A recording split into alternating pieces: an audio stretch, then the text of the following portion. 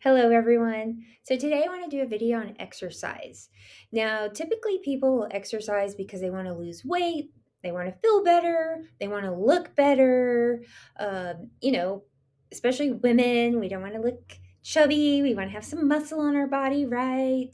And so all that's very important, but over 12 years of being a holistic practitioner, herbalist, and naturopath, I've seen thousands and thousands of health clients, and I've noticed the ones who do not ever exercise cannot achieve the health that they're looking for. And it is so critical and so important in your health. You can eat right, you can take all the supplements, you can sleep well, but if you don't exercise, you're going to have some problems. And I'm not going to talk about just the typical problems. I want to talk about keeping your body resilient and strengthening your mitochondria health. This is so, so important. Okay. And I've noticed that those who do not exercise and they are more stagnant, their bodies are not very resilient. And what do I mean by that? Okay. So I'm lucky. I grew up in a family that was very athletic. Okay, I'm lucky, blessed, fortunate in that way. We didn't eat right though. And you also cannot exercise away a bad diet. It definitely helps some, but you can't just eat all your junk food and think you can exercise that away either. As you know, health is a complete package. But I'll get a lot of health clients that they'll do everything they're supposed to, but they will not do the exercise and they still have some health issues because of this or cannot get where they want to go health wise. So, when you exercise, you put stress on the body, on the muscles. And this is so important, this type of stress. If you do it the right way, obviously, this type of stress teaches your body, your muscles, how to respond to that, recover, regenerate, heal properly. And when you're doing this over and over again, it teaches your body to become very resilient. And so that is one blessing I've had all my life. My body has learned to be very, very resilient. So I had foot surgery years ago. I healed from that very quickly, very optimally. If I get a cut or a wound, I heal very quickly. If I get sick, I get over it quickly. And I know that's because my body knows how to be resilient. I was a pretty hardcore athlete, mainly in running. I would run mountain races and marathons, and I would push myself to the extreme. I'm not saying you have to do that. That's not the healthiest, but it did teach my body to be very tough and strong. And that's what exercise does for you. And especially those intense type exercises, but you should only do it like short bouts and then take a break and then another short bout. So let me read you something here about mitochondria and exercise. Exercise requires a great deal of energy to power our muscles. This puts a burden on muscle mitochondria, which signal that energetic demand to the rest of the cell. Muscle cells respond by producing more mitochondria, the energy cells, the youthing cells of our body, and more mitochondrial enzymes. This increases the respiratory capacity of muscles and their ability to produce ATP energy from nutrients to power muscle contraction. So, exercising builds your mitochondria, which we have this from our head to toe, the energy cells of our body. And like I said, they keep you younger longer as well.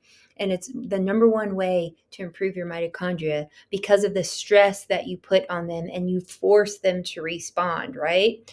So if you just go out walking your dog, that's great. You should do that, but that's not going to be enough exercise. You have to do a little bit more than that. And it's more of those burst training, HIIT workouts.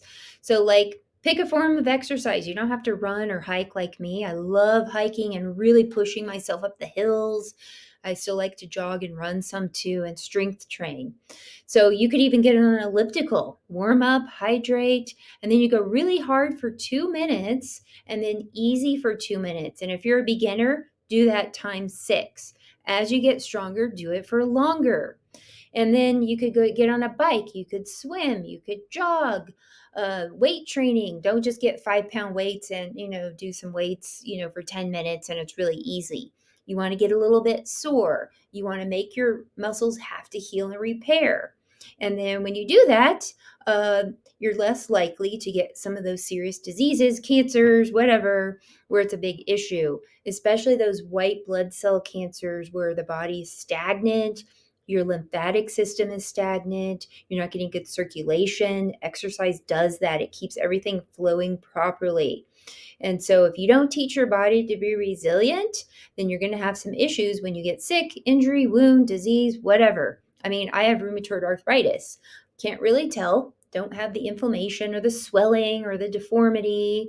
I mainly have it right in here and in my foot where I had surgery, but I've kept it at the very lowest number possible and it has not increased or gotten worse. Actually, I feel a lot better in my hand here.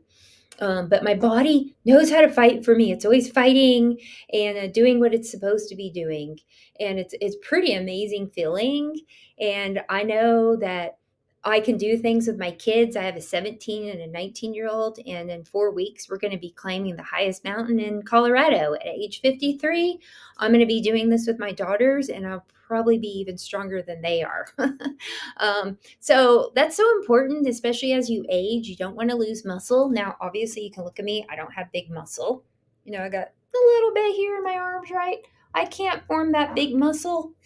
Just a little bit there. My legs are more muscular for sure because I've always been a runner, but I've been pretty tiny in the upper body. Part of that, I think, was being malnourished when I was younger, too. That didn't help much. So you don't have to be a bodybuilder or have huge muscle, but that muscle is important, even if it's little muscle like mine, to keep your body nice and strong. So don't leave that out. Also, don't make excuses. I know we're all busy. A lot of times it's hard to fit it in, but if it is a priority, you will fit it in. In the old days when I was a teacher, I had to be work at 7:30. I'd get up at 4:45 a.m. and go run at 5 a.m. I had a foot surgery 8 years ago and I was in a cast. I still exercised. I found ways to exercise. So you might have an injury, you might have an old uh, surgery site. Don't use that as an excuse. You can still find ways to exercise and move your body. After I had my babies 2 or 3 weeks later, I was exercising again. Follow your doctor and be careful with that, but I did and I was fine. And I don't feel good when I don't exercise. It helps you sleep better. It helps your mood, especially if you can get outside. But if you leave that piece out, you're not going to get where you need to go with your health. So don't just do it to look good or lose weight. Do it because it's for your health, your well being, your mood, your mitochondria, and keeping your body very, very resilient and strong, especially as you age. If you don't, when you get older, you will develop sarcopenia, which is muscle wasting, and you'll become one of those frail, decrepit old people, very susceptible to bone breaks, fractures, pneumonias, and flus.